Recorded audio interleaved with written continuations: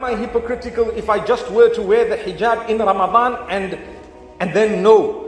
And you know, I told you, it's very difficult to answer that because we've got an issue. What is it? We know what is our duty, right? But we also know the reality on the ground and what it is. And we know each one has their struggles, just like I have mine. And we want to encourage you. So we will tell you, my sister, when you walked into the masjid, what did you do to yourself?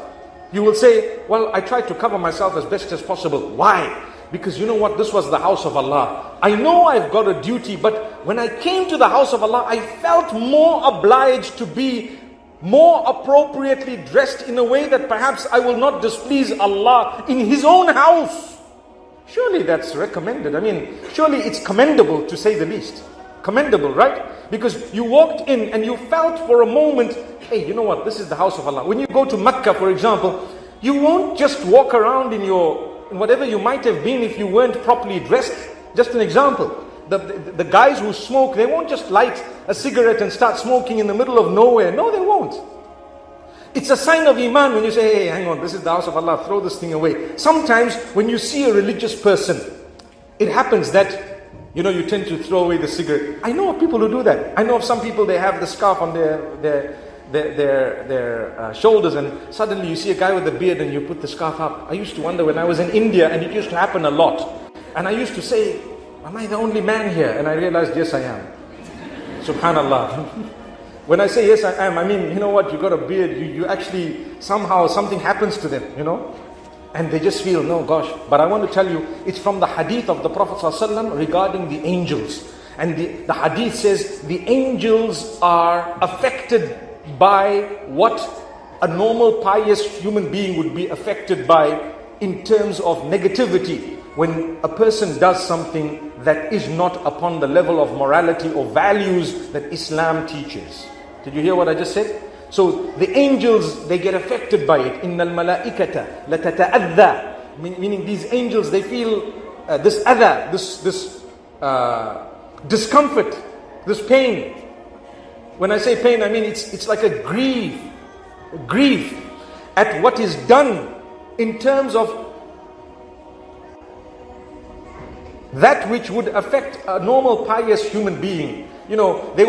They probably wouldn't judge, but they would feel, at least to say a little prayer in their hearts if they had a golden heart. If you have a golden heart and you see something going wrong, the first thing you do is you reach out to the person with a prayer within your heart. Within your heart, say a dua to Allah. Oh Allah, help me and help them.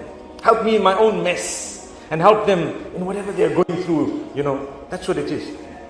So for a person to practice only during Ramadan is not ideal, because what you've done, you've walked through the aisles of the same supermarket and you put all the goods into the trolley and you went to the till. The till depicts the end of Ramadan, right? And the market is the Ramadan, and the goods are the good deeds, right? They're being sold. Are you following my example here? And as you're walking, you've taken so much, mashallah, and you've just got a bargain. You've just saved thousands of pounds in one trolley. And you've taken the trolley, you have to go to the till, right? The till is either self-help or someone cashes everything out for you.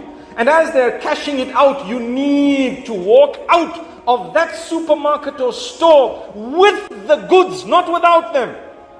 Many of us, we've taken everything and then we leave the whole trolley in the supermarket and we walk out, hey, I had a bargain. There were bargains at this shop. You just lost your money, you didn't achieve anything. That's what we do with Ramadan. We do the good deeds in the month of Ramadan. Throughout the month, everything was collected. We forget to cash out on the day of Eid. And we come out of Ramadan, but where's all the good deeds? We left them in the store.